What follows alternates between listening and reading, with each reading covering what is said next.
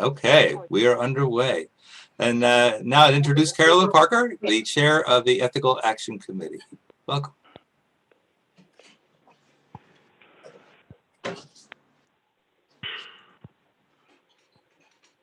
Carolyn, you're muted. It always helps that you just start talking and you're muted.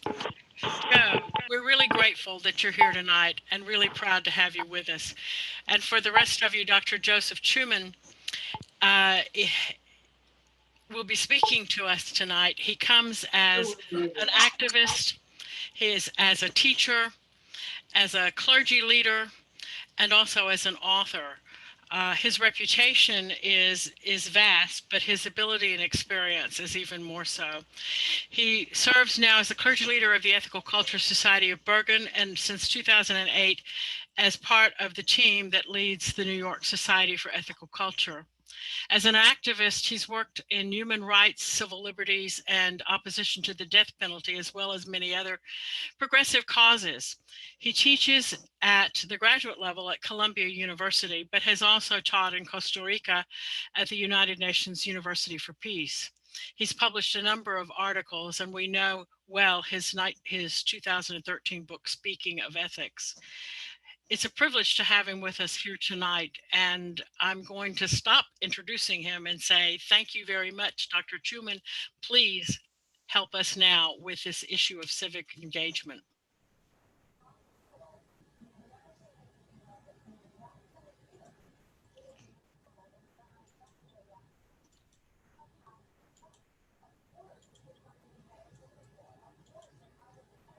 Joe, could you unmute? Unmute, yes, unmute is going to be the most frequently used word in the English language by the end of the year. I think Merriam-Webster is going to put it in the dictionary. Yeah, as I was saying, Bart called, I think it was the day before yesterday, and asked if I could, present some ideas around social action and ethical culture in this moment, and we'll get into a discussion, I'm sure. I should say this has been a labor-intensive weekend for me. We had meetings, National Leaders Council meetings yesterday, but Hugh Taft-Morales, who's here, he's our chair, led, and hi, Hugh. And I had a platform this morning. I met with Todd Gitlin, by the way. Some people from the 60s may remember Todd. He was our guest at the Bergen Society, and I interviewed him on the election, which was really very, how should I say, relevant to the moment. Then I had a memorial society this afternoon. So I haven't had much time, I'll be honest with you, and this by way of apology, haven't had as much time as I would like to prepare tonight. Let me start off by saying that I'm sort of caught up on a dilemma because of the timing of this. I mean, I suspect that a lot of people correctly feel a great deal of trepidation with the election looming on November 3rd. And if I were going to give this presentation after Election Day, or preferably after Inauguration Day, it would probably be very different. And I'd feel more comfortable. I'd feel more, how should I say, confident in the direction that I should take. But I think that all of us probably feel the urgency of the moment and so forth. As we well know, Donald Trump has proclaimed inferentially, although consistently, that if he loses the election, which he may indeed lose, he will not concede. And so that generates a great deal of potential conflict, potential danger. We can construe that there may be violence in the streets.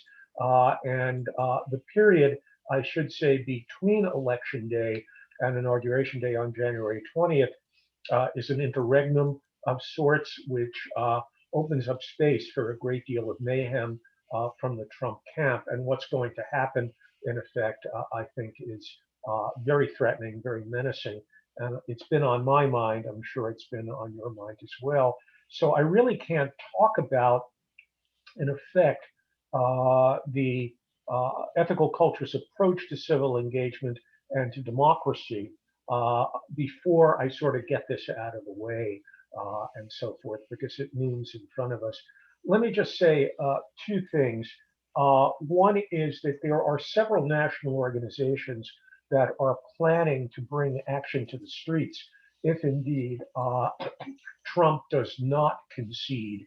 And it looks as if, I mean, it's hard to imagine that he will, the day the evening of November 3rd, he'll stand up and say, graciously say, I concede the election and Joe Biden will be our next president. It's hard to imagine Donald Trump doing that. And there are already initiatives that have been taken. On the positive side, the Democratic Party has taken several issues to the courts, and the courts have generally been pretty good in weighing in on the side of the Democratic Party in terms of Republican efforts to engage in voter suppression, and that can give us a bit of hope. But in terms of the bigger picture, there are national organizations that are planning action in the streets after Election Day. And one of them, and you might want to check this out on the web, is entitled protecttheresults.com. And you might look that up and see what demonstrations are being planned in your area. And I know I'm the leader of the Bergen Society in Teaneck, New Jersey, and there is a demonstration being planned for the next day for November 4th in Teaneck, and these are going on around the country. So one thing I think would be very important to do is to check it out, and if there are demonstrations going on in your area, to mobilize your membership and get people out if indeed Trump does, as we expect he will, throw monkey wrenches into the system. As you probably know, even though it hasn't happened for 120 years or 140 years, the Electoral College is not wedded to the popular vote. The electors in each state can indeed independently vote for who they wish. And there, in effect, can be a lot of confusion after Election Day if Trump attempts to basically sabotage the election. And we should be prepared for that, and we should be prepared to work in coalition with groups that are going to basically take that concern to the streets. We're going to mobilize our people at the Bergen Society to get out, and we should use whatever resources we have to do that. Let me just say, however, on the positive side, I think we can be very proud of the ethical movement, as small as we are, in that we have generated a massive campaign, mostly postcard writing campaign that a lot of societies have undertaken. The New York Society sent out thousands of postcards to try to get out the vote beforehand. The Bergen Society has done it, and other societies have done that as well. And I think we've done a very nice job, a commendable job, in terms of trying to encourage people to get to the polls to vote and so on and so forth. And that's very commendable, a very commendable form of action. Okay, there's still time. Several of us are still doing phone banking to get people out in the last 9 days to try to get them to go to the polls. You might look on the web how you can sort of peg yourself into a phone banking situation and become active in that way. I mean, the stakes could not be higher. Our democracy hangs in the balance. We have never confronted anything like this in our lifetime, and the dangers, I dread to say, are very, very real. I think these right-wing militia groups, so-called, are dangerous. I think there's a possibility there will be violence and so forth. And we have to assume that our law enforcement people are on the right side of the equation. I should say, looking at the situation in the largest context, I feel confident from what I read and people I talk to that the military knows where their highest loyalty is, and it's not to the commander-in-chief, it's to the Constitution. If indeed it comes to that, and let's hope it does not. That would be dreadful, but these are unusual times. Okay, having said that, I guess my charge that Gard is giving me is talking about civic engagement out of the Ethical Culture Society and what it looks like and can look like and should look like. And what I'd like to do is just simply lay down a few ideas and a few principles, not necessarily all that coherently organized, but maybe we can use it as a basis for discussion.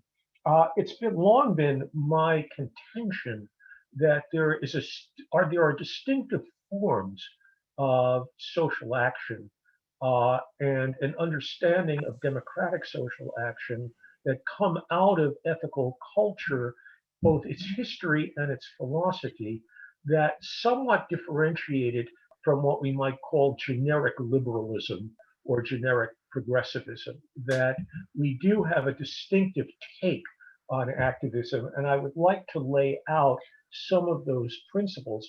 Again, this would be more appropriate on the assumption that Biden wins the election. I think that I am not totally pessimistic about the future.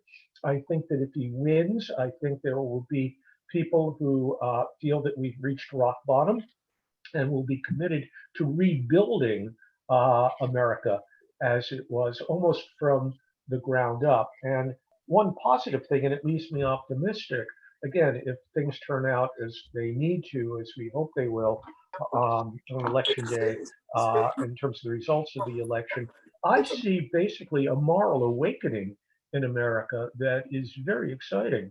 And we should be part of that current.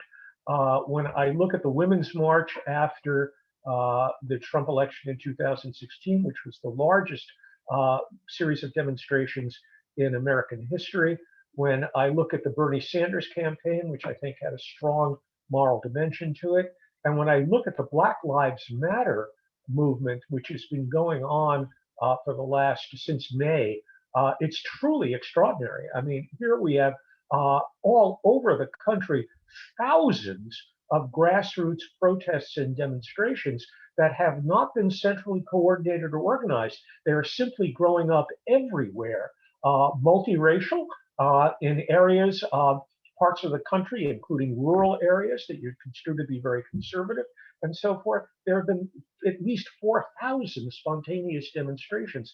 This, I think, is virtually unprecedented in American history and does speak positively, in my view, to a type of moral reawakening in the country, so that if things do turn in the right direction on election day, I think we in effect have an opportunity to rebuild the American political culture and American society and our democratic institutions, which have been so badly eroded and dismantled by the gentleman who currently occupies the White House. So let me just say that on a positive note.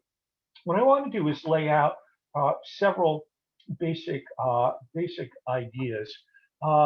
Ethical culture philosophically is, as its central value, is committed to a respect for the dignity of the human person.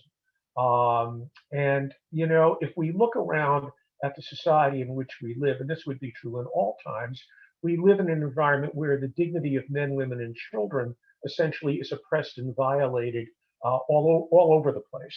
Therefore, it seems to me that the social action commitment of ethical culture, its social passion, comes out of a commitment to try to transform, as Felix Adler put it, reconstruct society in such a way that the dignity of every man, woman, and child will be upheld. And I see that as the basis, the engine, the fuel philosophically that makes ethical culture an activist movement.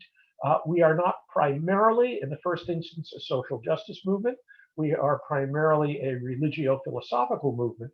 But social justice and social service, primarily social justice, is essential to ethical culture.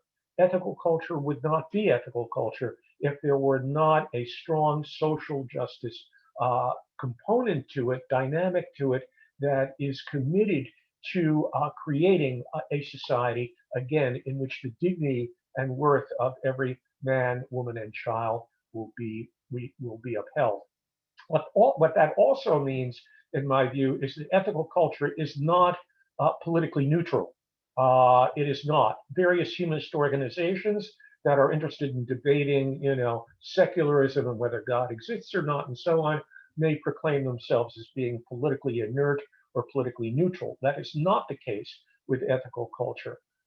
We are, because of the need to overcome the abuse and violation of human dignity, we therefore are intrinsically a progressive organization. That doesn't mean necessarily identified with a political party, but identified with a progressive orientation with regard to social change. And basically that is critical of the status quo.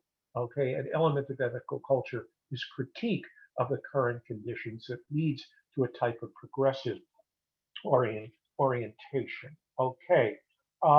Now, let me say a few things about a distinctive philosophy of democracy that I think emerges out of ethical culture.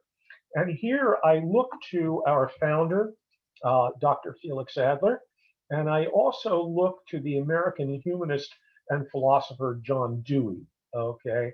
And I'm not going to get too technical this evening, but from the point of view of their political orientations, Adler and Dewey had a great deal in common, even though their technical philosophy, their metaphysics was very different.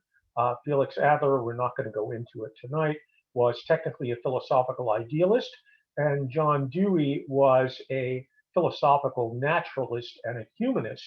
And yet, in many ways, their philosophy of society and of democracy were very, very similar and so forth in terms of how they work themselves out.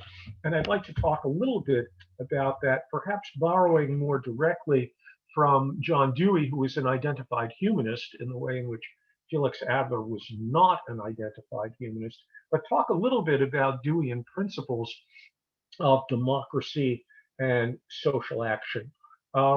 In the first instance for Dewey, democracy is a method, it's a process, it's an engagement, and I could say more broadly, a lifestyle. Democracy for Dewey is the lifestyle of a free people, in effect.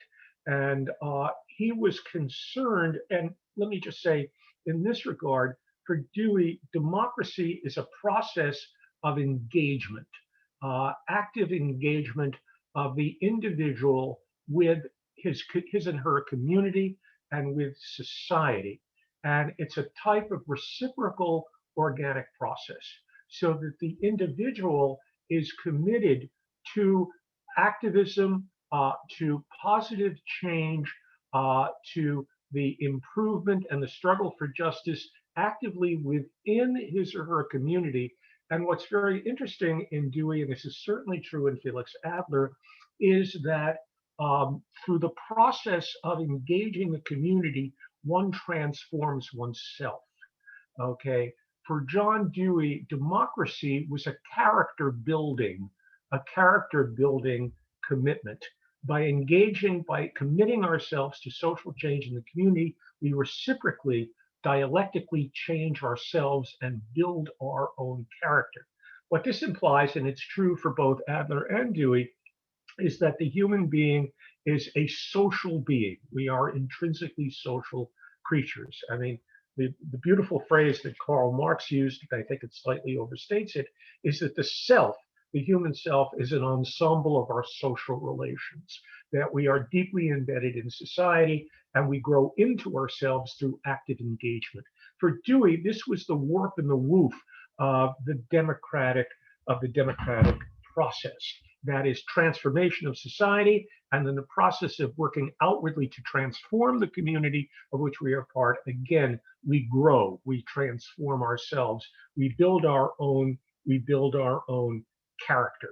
Now, very important for Dewey, Dewey took for granted, which we cannot today, the institutions, the larger institutions that make up our democracy on a national level, in terms of courts, a system of checks and balances, a structure of voting periodically, and so on and so forth.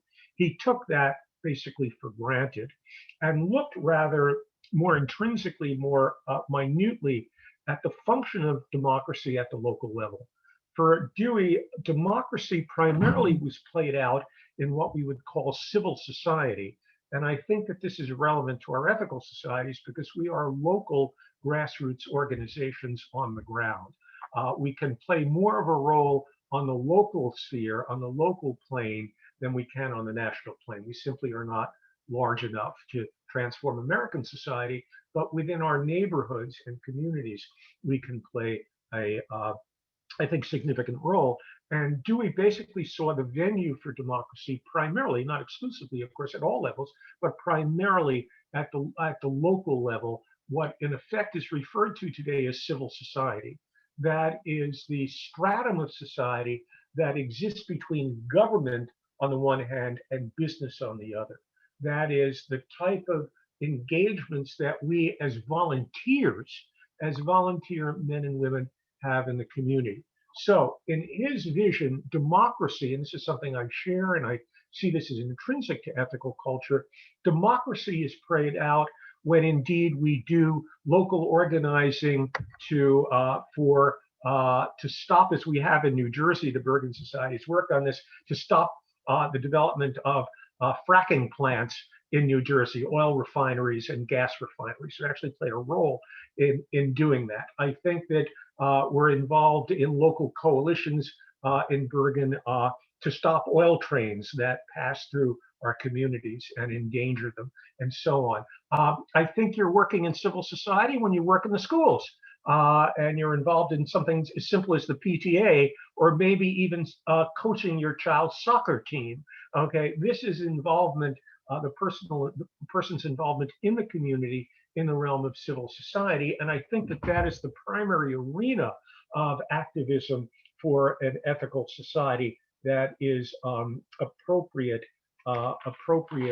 to it. Now, let me talk about a few other ideas that I think grow out of our ethical culture philosophy and are distinctive. And this is my point of view, and is certainly open to criticism and dissent.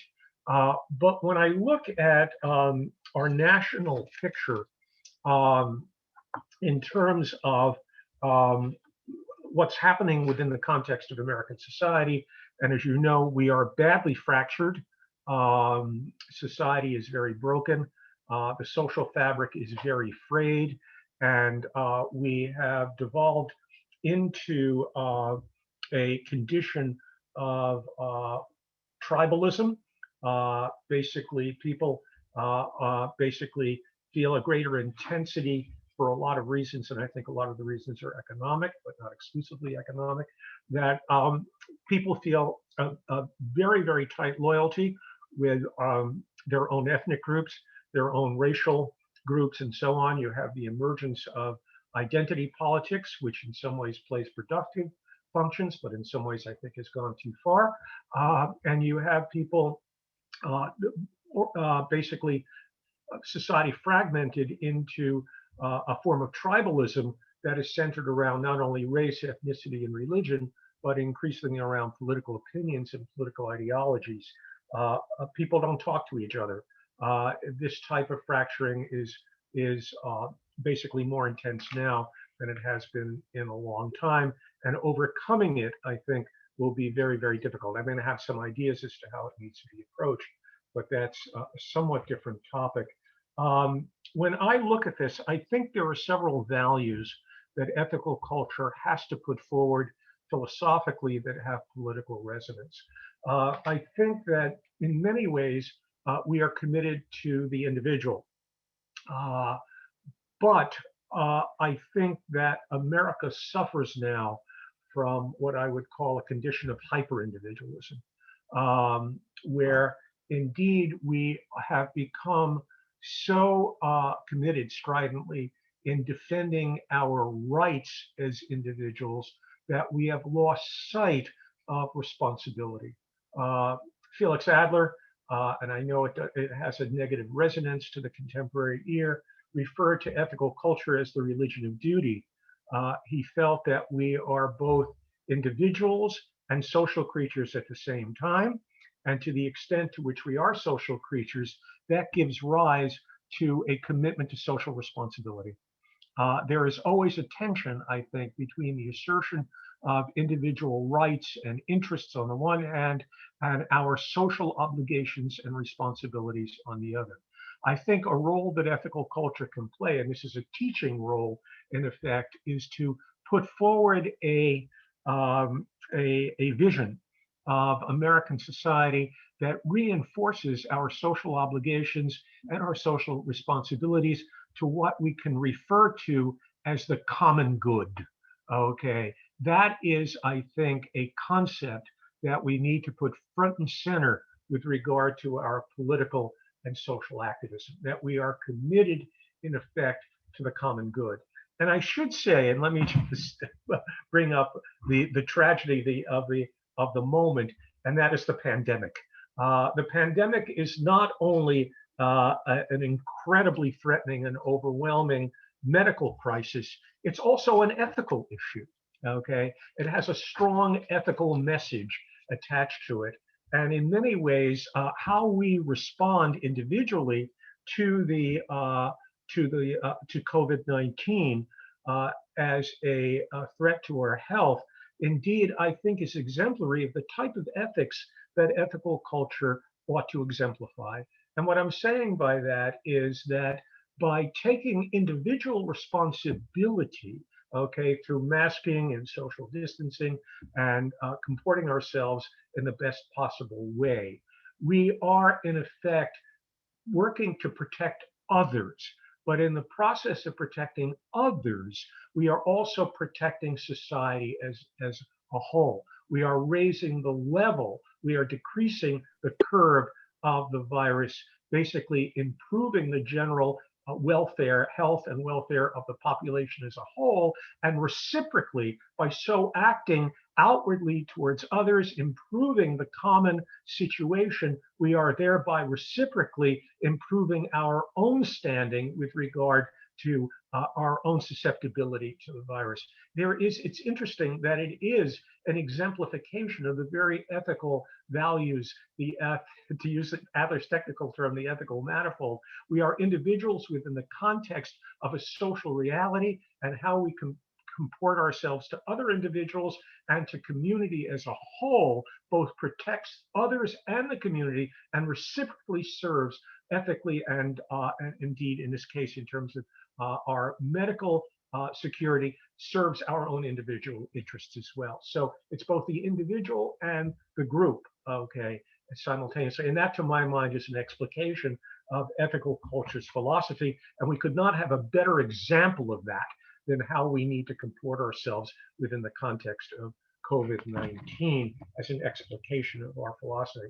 Now, what this leads me to more broadly in terms of a vision for America is something I've been talking about from the platform for a while, and basically is my own personal vision of where American society needs to go in terms of addressing the fractured and frayed quality of our society and the social fabric. And that is a philosophy of what we might call cosmopolitanism or pluralism. And I think both Adler and Dewey spoke to a social pluralism, which recognizes that people will inevitably be socialized within, let's say, ethnic groups or religious communities in which they can reinforce their own local identities. They will do that. But at the same time, and this is inherent in ethical culture, is that there has to be an outward glance that looks beyond one's socialization within the local group to a type of universal gaze that looks out to society as a whole and the common welfare again. So that there is always, I think, in ethical culture, a type of tension between the particular and the universal, between the individual and the social, between the assertion of my interests and my needs, while in effect a commitment for the common good, a type of universal gaze that looks out to the welfare of all human beings at the same time. Those two polarities are in a type of tension, but it can be a very productive and very useful tension. And I think it needs to be the axis on which we, in effect, work out our vision of society and so on. My notion is that of a cosmopolitan America. I am not an advocate for a type of uniform, homogeneous melting pot. I think that that is, as the Black Power movement in the 1960s taught us, is really a mask for Anglo dominance. I think there is a place for specificity and local identities, but in effect, local identities that gird themselves with a zone of liberality that are willing, in effect, and able and committed to looking out towards others and engaging in dialogue with other communities and with, indeed, the American community at large and as a whole. Okay. Now, let me just say two more things and then I'll end. Another aspect, and I should have said this earlier on, that I think is distinctive, and I sort of implied this, but let me give you let me be specific and give you some examples. I think another aspect of our form of activism is that, again, and this has to do with the reciprocity that I talked about earlier, is that by working to transform the community outside of ourselves by the light of our ideals and moving towards social justice and so on, we transform ourselves. And I think that that is distinctive. We are not just out there to do good in the community, absent our own growth, our own transformation, our own moral development. And I want to give you an example from something that the Bergen Society had created 15 years ago that I'm very proud of, and it's very much in the tradition of ethical culture. 15 years ago, our society created a sanctuary movement for political asylum seekers. That is people who are fleeing persecution in their countries, fleeing war zones, and come to the United States and so on, seeking political asylum. Many of those people are locked away in detention centers, which are very grim prisons and so on. And when they come out, they have absolutely no resources. They are alone. And I've been able to organize, it's a growing institution. We now have over a dozen churches and synagogues and mosques and the Ethical Society and so on. It's a growing, solid, independent institution at this point that we created. And the mainstay of it is providing all the resources that these people need in order to ultimately become independent in American society if and when they win their political asylum, and virtually all of our clients do, in part because they have very good legal representation. But we collect all the resources. We provide medical support, ESL classes, job training, recreation for them. We financially subsidize them. But the mainstay of our program, which is very hard to do, is that we provide housing. And we provide housing with host families. One nice thing about Bergen County is that there are a lot of large homes with people who have spare bedrooms. And it's been our job, and I was president for 12 years, of trying to convince people to take in these people who come from Southern Africa, come from the Middle East, a few from India. They could not be more different from their hosts, who are primarily Caucasian and middle class and so on and so forth, to take them into their homes for a minimum of 6 months, up to, in some cases, up to 2 years, and provide hospitality for them and help them, provide whatever their needs are to varying degrees. Now, this, to my mind, is an interesting model for ethical culture, social action. One, because there's a justice aspect to it. We're involved in advocacy, and heaven knows Donald Trump is destroying the asylum process in the United States. It's gotten a lot of publicity. We know about that. So there's an activistic and advocacy component to it, but there's also a social service element to it, which is very, very intimate in a certain sense, and that the clients we take in could not be more different from their hosts. And yet, what's interesting is that over a period of time, their racial and ethnic differences, their life experiences, which could not be more different. Most of our clients are survivors of torture, in some cases extremely brutal and gruesome. The experiences could not be more different. But actually, through living together and so forth, and working to help these people, we find that their differences begin to fade to the background, and the common humanity of their hosts and the clients begin to come to the fore. And what we found from testimonies of the people who have done this work, this hosting, is that they are transformed by it. Our clients are very grateful for what we're doing. They understand what we're doing for them. They are very thankful. But at the same time, it has been transformative for those people who have provided the service, who have brought these people into their home, and they have felt a great deal of gratitude for the opportunity of being able to be helpful to these people who could not be more morally worthy, in my view, as victims of horrendous persecution. So that, to my mind, it's the transformative nature of both those whom we are serving as well as those who are rendering the service that is a distinctive element, I think, in its highest forms of ethical culture leadership. Let me just say a few things that looks at our history, and then I'll end. And I know this may not have been as coherent as I would otherwise like to do it. There are several styles social action that I think, when we look at our history, have been characteristic of ethical culture. The first, and perhaps the most difficult to do, but of the most lasting value, is implied in the example that I just gave, and that is for ethical culture to create new institutions that go on to become freestanding. You know, I'm a child of the 60s, and out of my formative years, I used to believe that the best way to kill an idea is to institutionalize it. Well, I guess I've changed. I don't know if I've become more conservative and so forth. It was the leader at the Bergen Society, twice removed, our founding leader, who became the director of the AEU, and that was Howard Radis, who sort of pushed me in a different direction. Howard was a great, he wasn't a flaming radical or a barricades activist.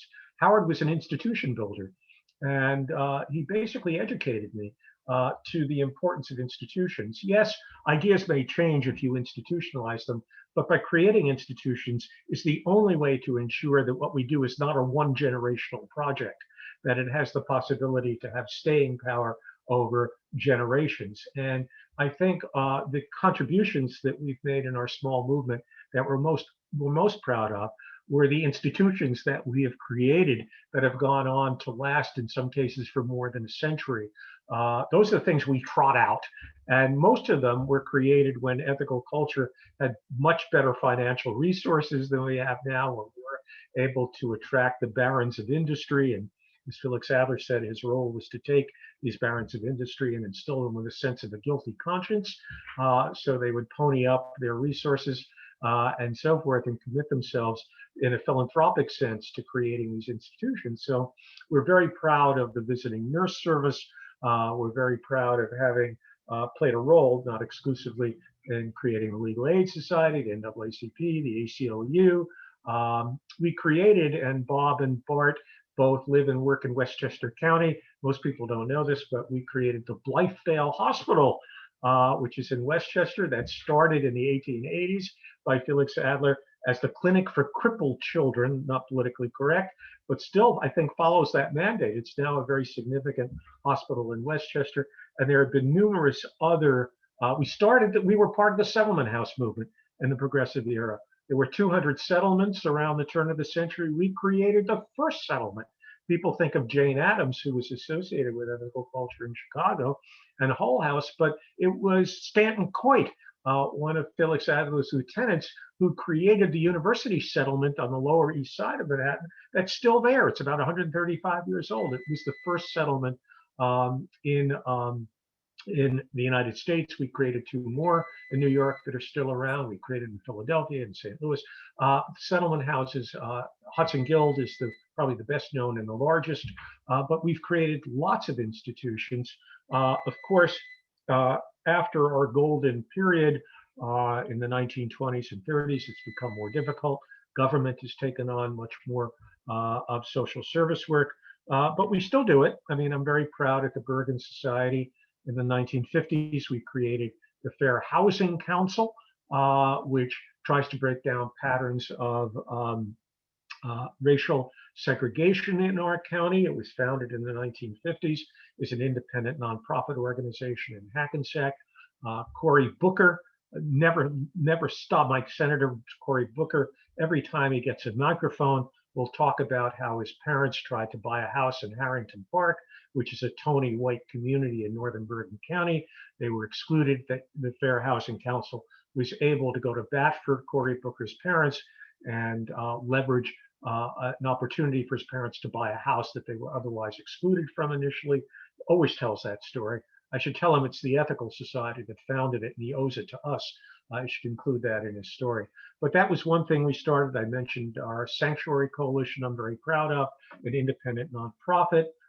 After Sandy Hook, we had a series of demonstrations that ended up in a gun violence prevention group that is now part of the Brady organization, the Brady chapter in northern New Jersey and so forth. So that in some ways is our highest form of activism.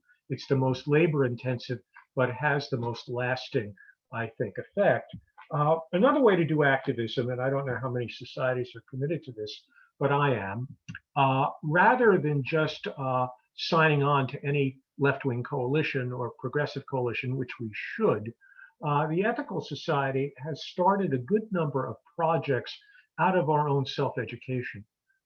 We have committed ourselves first to a year or two of educating ourselves on a particular issue. And then out of that, after the education has run its course, the feeling is, well, what can we now do with this? How can we transform this into a concrete justice or service project? And we've done this a good number of times. I'll give you a few examples, and then I'll end my little discourse here. In the late 1980s, there was a civil war in El Salvador, and we had at least 24 meetings, our members, in people's backyards at the Ethical Society over barbecues, talking about a sanctuary movement that started in Tucson to provide sanctuary in churches for Salvadorans who were coming over the border, fleeing the violence in that civil war, which the Reagan administration had no trouble supporting in terms of a string of despotic generals who led that country. It was awful. About 200,000, 250,000 Salvadorans fled the violence in El Salvador. It was just horrendous.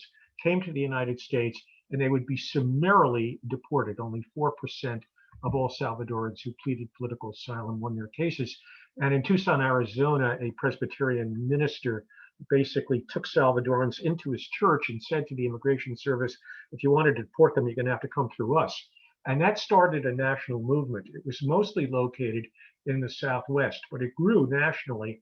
And it piqued my interest. I've always been interested in refugee and immigrant concerns, maybe because my father himself fled violence in the Ukraine, but it's been part of my family history. But we decided, we looked into it for 2 years, and this was a fascinating thing. It was 2 years of study, and it led to, there was only one other sanctuary in New Jersey, an Episcopal church in New Brunswick, and we actually had a special membership meeting called for this purpose, and our membership voted to become a sanctuary to take in Salvadoran refugees. And I must say, I'm very proud. This was an act of civil disobedience. We were breaking the law to do this, but we were breaking the law for a higher moral purpose. And I got to tell you, to get a bourgeois suburban congregation to move to the point where it was willing to collectively commit an act of civil disobedience, I think was the high watermark of the Bergen Society's social activism achievements, and that was in the late 1980s. But it came after years of self-education. Another project, and it was not, I did not initiate it, one of our members did, was to look into the issue of homosexuality, of gay rights and gay issues. This is when gay marriage was on the horizon. We called in other groups, gay groups, to counsel us on the nature of being gay, how we could better integrate gays into our community. And out of that became a virtually unique project that lasted for many years. We were one of only 2 groups in New Jersey who did this. We created something called B-Ray, which was an acronym, where we provided every single Sunday, including summers and holidays, every single Sunday afternoon, we provided a safe haven for gay teenagers. We're not talking about adults. We're talking about kids, okay, who were gay and felt themselves the victims of persecution and harassment.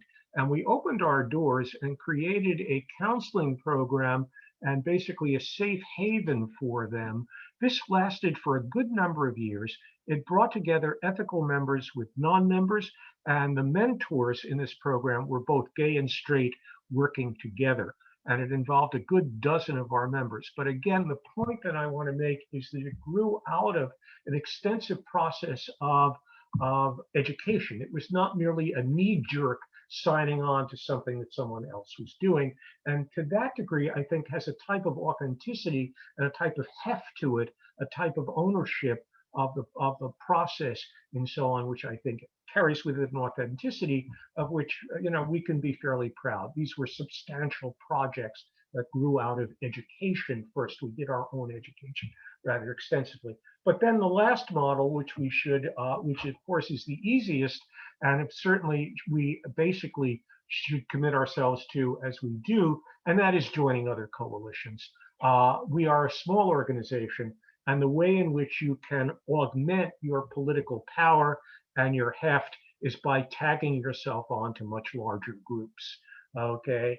I know for a while, Bart, you probably don't know this, but for a while I represented the AU on what was the National Coalition Against the Death Penalty that was centered in Philadelphia. The Quakers were very much part of it, and I represented the AU in that. And what was very nice about that, I'd be sitting around a table with 15 representatives, and here I was representing at the time an organization of 3,000 members, and across the table from me was a representative from the Catholic Church, okay, who represented 60 million members, okay. He and I both had one vote on the coalition, okay.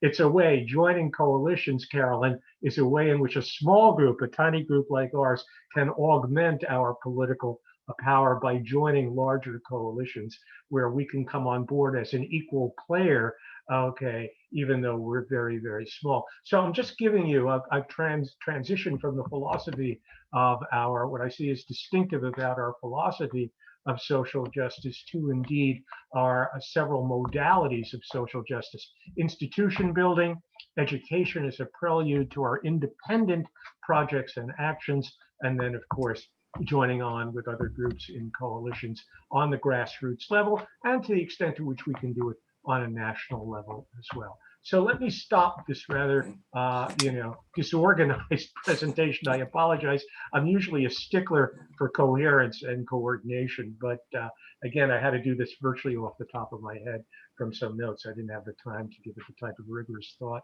I otherwise would. But thank you for being an attentive group. And I think, Bart, you may want to open it up for discussion. Thanks, Joe. Indeed. Thank you, Joe. My pleasure. I appreciate it. Okay.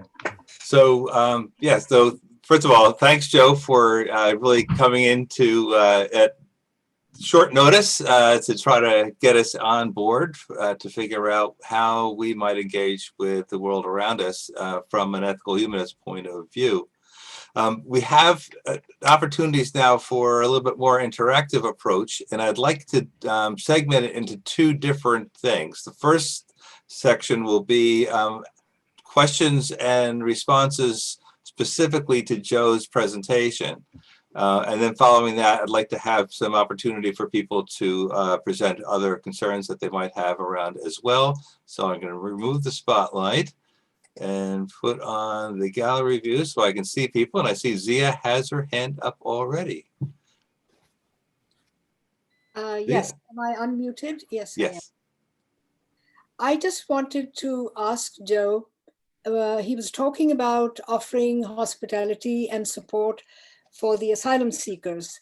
And I just wondered if, Joe, you are aware of an organization called First Friends. Have you worked with them? Oh, we work intimately with First Friends. They're on our board. You do, yeah. That's but they're constantly looking for host families, and I just wondered if you didn't mention their name, so I just wondered if you had any connection. Oh yes, no, we work intimately with First Friends. They're primarily committed to visiting detainees in detention centers. Yes, a number of our members actually in the past have become pen pals with some of their incarcerated people. And I have personally gone to their facility in Elizabeth and done some translations. Very good. That's great. Yes. Where do you live? I live in South Orange. Oh, you do? Okay. You member of the Essex Society? Yes, yes. Oh, very good. Okay. I went and did some translations for a guy who, I speak a couple of Indian languages, and he needed to go and see a doctor and go and see a lawyer and that kind of stuff. I just wondered if you had worked with them. So that's we work very closely with them, and members of the Bergen Society actually do go down to the detention center and meet with people there. Okay, so that was my question. You do that. Yeah, thank you very much. I'm glad you're doing that. Thank you. Good work. Okay, I can also look for raised or flailing hands. If you want to raise your hand electronically, you would open up the participants at the bottom, and then you can see there's a raise hand button that shows up, as Joe Bullock has already done. Joe.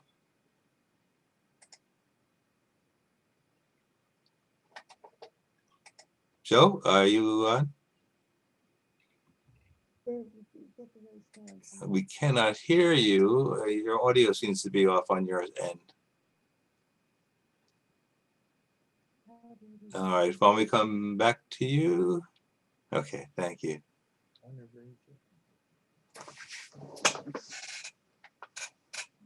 Other questions or responses? Yes, go ahead. Is that Betty Chia or is that Hank? Betty Chia. Okay. I was thinking as you were going through the organizations that we founded as a movement, the one that I don't think we did such a good job of spinning off in a sense is the encampment for citizenship. And so it died when it left, but then from the alumni, it's has risen from the grave and it's been back functioning for 20 years. And I would like at some point, it seemed to me, to get at least a couple societies together to offer a couple of scholarships. I don't even know if they're running this last summer because of the pandemic, but they've been running pretty straightly now for almost 20 years. And I've always felt the sense of guilt that we were not there in the end to help. We stood by while it was dying and helped it in the death, I presume. But Well, at a time like this, it seems to me that's a very important organization. well, I think you're raising a very important point. You know, you might want to talk to my colleague Ann Clayson, who's taken a leadership role in terms of working with the encampment. She's on the board. I think it's a very good idea, and she would be well placed to, I think, work with Bart and the AU board in terms of developing a campaign of seeing if we can develop scholarships for kids and so forth. It's good, We very good point, contribute Betty. to them. Each time I get a solicitation, I feel that it's something that we might have a more organic. Yeah, no, you're right. Good point. Agreed. Thanks. I see Joseph Bullock, you're back. Is your audio working better this time around? Yes. Can you hear me now? Absolutely. Yes, Sorry, indeed. Yeah, that was a new computer. Thank you very much for the presentation. I appreciate it. You're welcome. You know, you mentioned the idea of institution building, and I was just wondering, what was the criteria that you used in order to decide to take on a social justice issue and build an institution? Is it using existing infrastructure? You talked about a little bit how after Sandy Hook, Yeah. use different institutions, but what's the process for deciding? You know, I think that's a very good question. And I think it's a function, to be honest with you, I think to a great extent, it's a function of happenstance. You know, some things will move members and others will not. You know, very often these things start because one or two of the members are inspired, okay, and they're able to bring other people around them. So, for example, when we developed our Sanctuary Coalition, there had been a riot at the Elizabeth Detention Center that caught our attention. Okay, it was in the news, and for some reason that just, you know, lit a flame. There was something about that that was compelling. You had these asylum seekers who kept it under horrendous, grim conditions. They rebelled and so on. It made the news, and we decided to, again, to spend a period of almost 2 years. It was a year or two, I forget, actually studying the conditions of the Elizabeth Detention Center. And it was out of that after, again, the education had run its course, there was a feeling of a pressure to do something about it. And so the idea of a sanctuary emerged. We had created the sanctuary earlier on in the 80s, and this emerged as an idea. But I have no better answer than that. And I'm not sure it's necessarily that important to try to set up criteria. I think it will grow out of the interests of the people in the society. That's it. Some things just spur our imagination or not. And if it's ethically worthy, then why not? You know, I mean, there is an infinite number of injustices. We're not going to tackle all of them, but we should indeed carve out a niche to try to deal with a few of them. And I think that, again, what simply stimulates the imagination of and the social passion of people is criterion enough. I don't think we can set up, do you know what I'm saying? Yeah. Criteria, preemptive criteria in that regard. Thank you. Okay. You're And I welcome. see, I'm sorry, our two co-hosts are unable to raise their hands electronically, but I see they both have their hands up physically. So Carolyn, if you... Get my mic down where you can hear me. Sorry. Thank you, Hugh. In terms of the concerns that we have about the election and what might transpire on November the 3rd and following November the 3rd. There are a couple of points that you were making about plans for action in the street, Right. and references that you made for organizations that we might consult. Right. One of the things that concerns me in all of this is reminding ourselves that we probably won't have a final vote count on November the 3rd or November the 4th. So it might be good for us also to educate ourselves more closely about the electoral process than we have had to do in the past while we waited for NBC and CBS to tell us who won. Right. We might not get that at this point. Where the greater concern is that you raised and mentioned is the Electoral College, because Right. the actual election occurs there. What do you have any thoughts about, since we're not that big a national organization, what coalitions we might want to partner with in looking toward the day when the Electoral College meets and votes? Well, I did mention one of them that's Sorry. organizing, right, demonstrations. There are others. There's one that's somewhat more, the ACLU is involved in it. Let me take out the, I don't have it with me now, Carolyn. Sorry. But there are other, go on the web, you'll find them. There Yeah. are other organizations that are planning, I'm sorry, I just don't have it with me. There are other organizations that are planning actions and demonstrations. Now, if you want to inform yourself on the process, and this will not, you will not have a happy day. This will, if you're depressed, it will further depress you. But an article that I would recommend that's gotten a lot of buzz, okay, appears in this month's Atlantic. It's the cover story. If you haven't read it, you should read it. It's by a Barton Gelman, who's a Pulitzer Prize winner and an excellent journalist, about the types of machinations that Trump can, basically initiate to try to sabotage the election. And he is convinced, he's absolutely certain that Trump will not concede and that there will be problems in that soft period in what he calls the interregnum between election day. And you should read this because it really, in great detail, specifies how indeed murky it becomes. That if indeed the electors are not bound to the popular vote, they can be independent, in which case they can be governed by state legislatures. In the swing states, most of those legislatures or states fortunately have Democratic governors, but in several of them, the legislatures are, both houses are Republican, and they indeed can sway the electors in their direction. It then eventually has to be validated by Congress and so on, and it becomes constitutionally, we think that our Constitution is very clear about the electoral process. What Gelman makes very, very lucid, dreadfully, is that the Constitution gets very gauzy and very murky when it's at that level. And it is a very, very dangerous situation. He's pessimistic. There are people who've responded to him who feels that he's overstating the dangers. Yeah. One thing that may happen on election day, one of the difficulties that we have is that we know that Democrats vote by mail in much larger numbers than Republicans. So it's possible that when election day is over on November 3rd, that Trump may actually have more votes than Biden. But when the entire process is through with indeed, and the courts have basically, so the Supreme Court has said that states can, in this case, this has been a victory of the Democratic Party, that states can indeed count their votes after election day. What we assume will happen, is that if Trump comes in ahead on election day, at the end of the day, when the election process is over and all the votes are counted after election day, that Biden will supersede, Trump. But it's that ambiguity that will open up space for Trump to basically say it's rigged and try to throw all kinds of monkey wrenches into the process. That's the dangerous thing. Now, the counter narrative is that if Biden wins Florida, Florida will count. I believe Florida is committed to counting all their votes, including those that are mailed in, by the end of election day.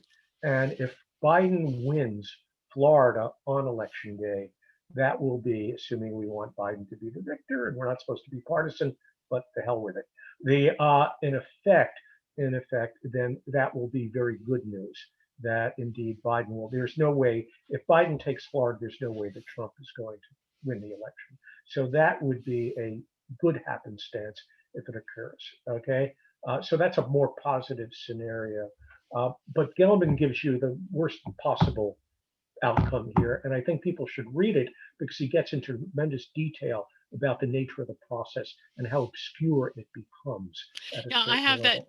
I have that issue, and I'll certainly Yeah, go absolutely read it. now. Yeah, Yeah. read it. It's a real downer, let me tell you. But thanks for that, Joe. Yeah, right. So Well, it's Hugh, Alex, and then looks like Betty G again. Hugh? Yeah, I don't know if Joe or anybody else has an answer to this, but what I've read is one of the most important things to do now is to get people on record stating that all the votes must be counted. And if Florida did that, are there groups specific? Does anybody know of groups that are specifically asking for those declarations, those public declarations by governors that every vote will be counted to put pressure on? yes, governors? there are such groups. I can't name them right now, but there are groups that are really tracking that. By the way, if you are, I voted by mail. New Jersey was one of the few states where the ballots were sent to every registered voter unasked. In other words, just came in the mail. And so I voted weeks ago. But New Jersey has a tracking system. And if you're voting by mail, you might want to go online and see if your state has a system to track whether the vote has been received, okay, so that it will be counted and wasn't lost in the mail and that sort of stuff, okay? Yeah. Yes, but there are organizations that are doing that. Thanks. Alex? Yes, on the subject of Florida, I think the most recent thing I heard is that Florida is counting absentee ballots and early voting at this time, and that result will be, I believe, released at the close of polls on election day. Oh, yes, that's what I said. Yes, that's right. Yeah, that was the point that I made. And if Biden takes Florida, then that will strengthen his hand and weaken, I think, the initiatives that Trump will be able to take. Yes. But they're counting the votes already? Is that what you're saying? Yes. They're already processing it. It's not they're waiting until election day to try to process and come up with a count. Yes, that's what I have heard. Thanks. Errol?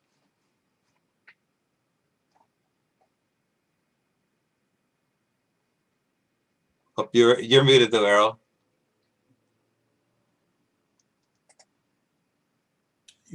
There you go. Can you hear me now? Yeah. Yes. You touched on my question right after I raised my hand in terms of how the votes are counted. I heard yesterday, for example, on the radio that roughly 55 million people have already voted. Yes. So how is the counting done and how is it disseminated? Is it like 10 for Biden, 9 for, Trump, and what is done with that data as soon as the count is made? Is it held by the state, in some private kind of way, or is it passed on? I don't quite understand that process. Well, I think that, every state is sovereign in terms of the way in which it handles the voting procedure. My presumption is that whatever the central office is that is tabulating the votes will keep it, and that they will be released either on election day or afterwards. It depends. I mean, the Supreme Court determined that votes can be counted after election day, provided they arrived by election day. In other words, they're postmarked on election day. They will be counted afterwards. So my presumption is that there's a central repository in each state that is collating the votes. But there's a lot of variation into at what point the states can start looking at the actual ballots. Yes, that's right. In some places, they can't even open them until election day. Until election day, right? But it varies a lot, state by state. Each state, that's correct. Yeah. If your guy is behind, you can, let's say you're a Republican state and you want Trump to win, you can release, if Trump is behind, you release the information and kind of push your voters to come out. Yes, right. Right. All right. Are there more questions about Joe? Yes, Betty Chia.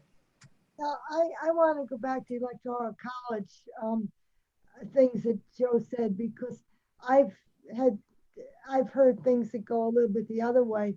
I saw, I think, a program on CNN of a group of electors who wanted to vote um, based on the election, the vote in their state in a way that they weren't allowed to, and then they were told that they were committed to vote in the way that the vote had come up, and so that if they changed the vote, they would be fined thousands and thousands and thousands of dollars. Which state was this, Betty? Do you know?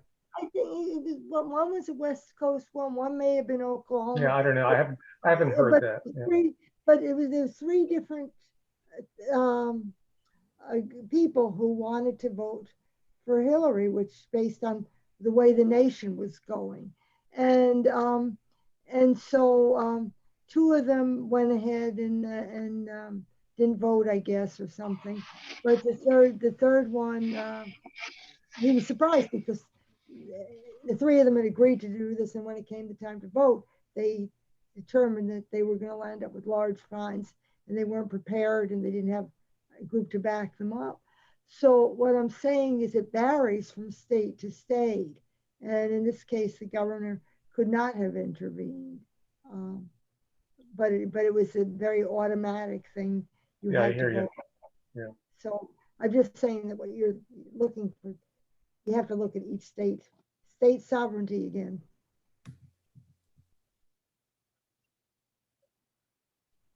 Or can I just one of the things that Joe said that I wanted to emphasize was I didn't see any hands left. I hope I did. Yep. Yeah, I was just going to say it's time to transition into expressing personal concerns about engagement, but go ahead, Cleo. Okay. All right. Well, this is somewhat involved with that, but I do think that the idea that our relationship with our civic world is part of the creation of who we are, and I think that many Americans, if the worst scenarios play out, this will be the time to sort of redefine who we are, because I know that a lot of times there is this this element of I can't do this or somebody else has to do it. But if we're going to face the potential derailing of democracy, people are going to have to reinvent themselves as civic beings in ways that we haven't before. I mean, we've seen some of this in the Black Lives Matter movement this summer, where people have changed how they've lived their lives and they've taken a lot of risks. You know, I can imagine, I live inside the Washington Beltway, and I've looked on some of these websites for rallies that'll be held in summer down at Lafayette Square. I can't imagine a place where it'll be as crowded and as dangerous for spreading the virus as Lafayette Square, but I think I'm committing myself to go down there if the issues get that dire. And it's really it's more than doing one's duty. It's really changing who we consider ourselves to be as civic beings. And I just think that was a piece that Joe pointed to in ethical culture that I think is really pretty fun. That's right. Social action should be self-transformative. Nice. I know for me, my concern is trying to figure out the fairness aspects of it from both an institutional point of view and a personal point of view.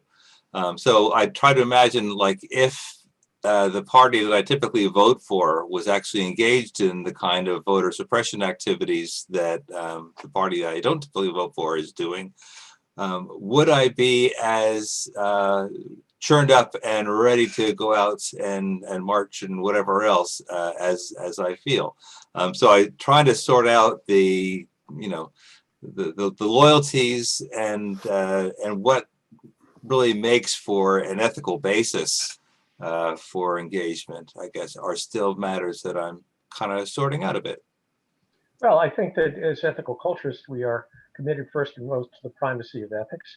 and ethical values that ought to cause us to transcend our partisan loyalties, when indeed our ethics critique those partisanship. I can say I have stronger proclivities to the Democratic Party than to the Republican Party, but it didn't stop me from protesting Lyndon Johnson's war in Vietnam when, right, when that was raging.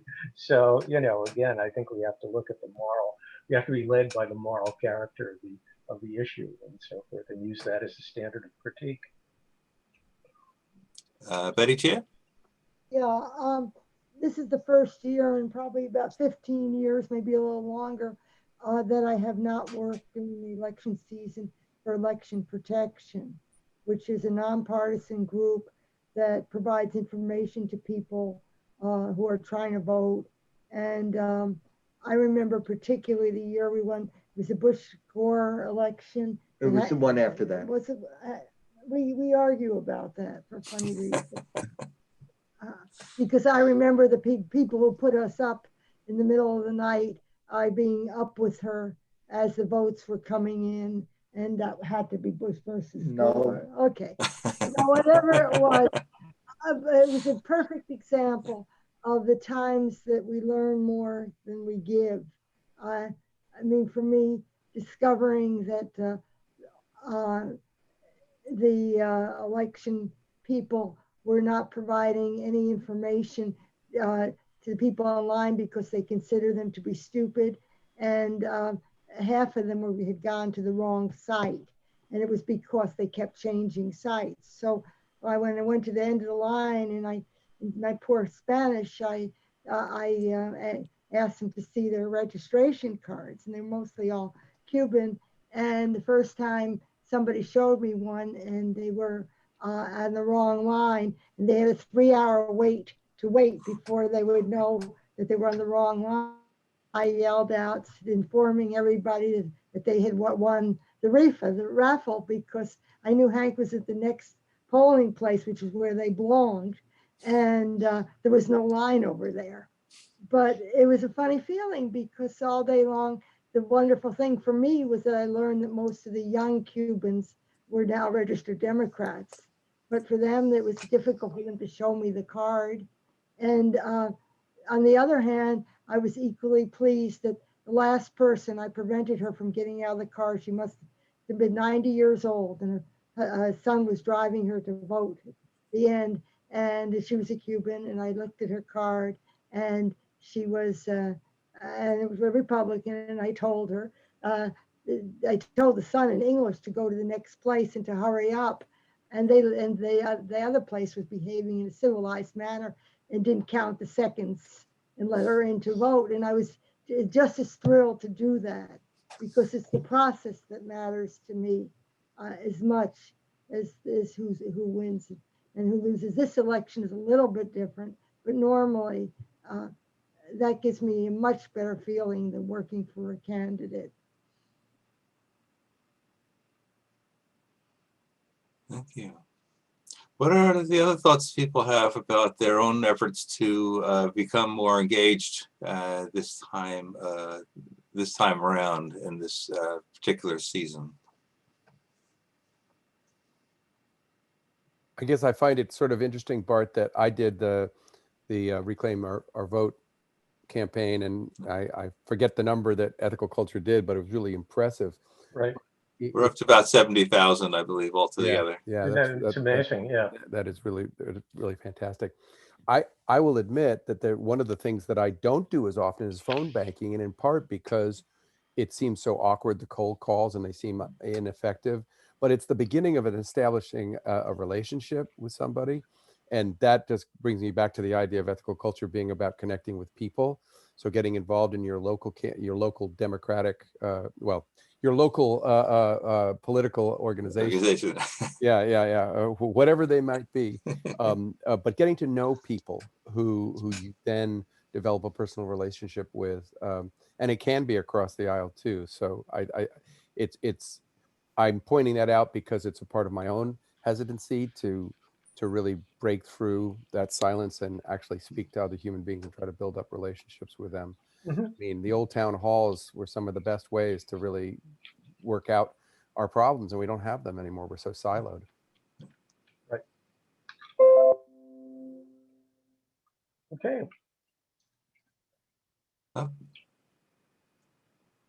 Other folks that'd like to share at this moment? I see Betty has her hand up. This may be the last shot at it, Betty. Go for it. Okay, this is the first time I've ever put any election posters out front. We talk about it, particularly in our part of town, not that many in the past have come up, but when the ones began to come up that said, any adult for president 2020. Those are the first ones that went up. And then people began to put them up. And the ones that I put up was one that has very much sort of a modern play of the pride colors around it. And it's a heart and it says vote peace. And you could take that in many, many, many ways. But I hadn't even particularly thought of it as a gay rights thing. But in the last 3 or 4 days, the number of people who've stopped with their camera to take a picture of it. I spoke to one woman who was a lesbian and she said it felt so good. And I had not planned it that way. It was cheaper than going out and buying a Biden one. But Pensy Spice people were giving them out, which was what, and they're really quite beautiful. But it was an interesting experience, just people coming by and saying something, and it's been nice. Thanks. So, And Thomas's iPad.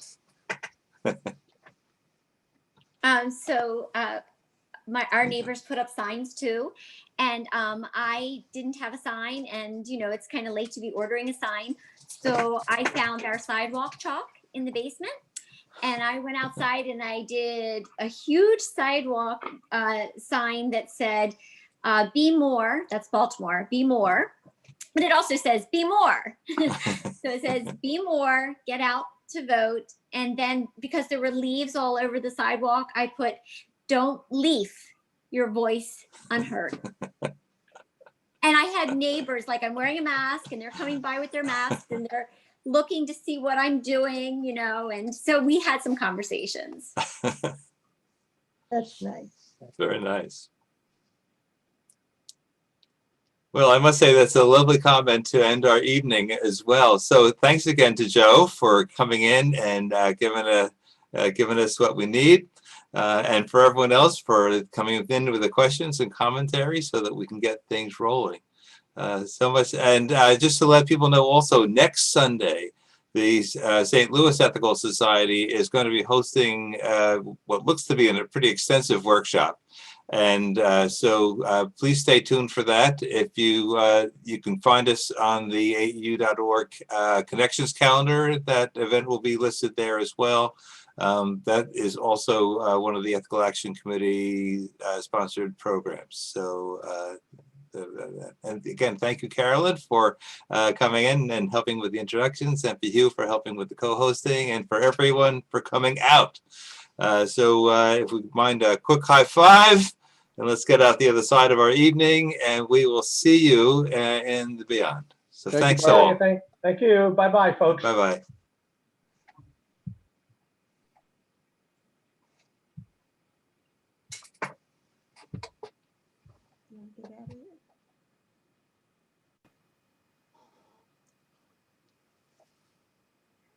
Thanks, Helen. All right. Good night, folks. Good night.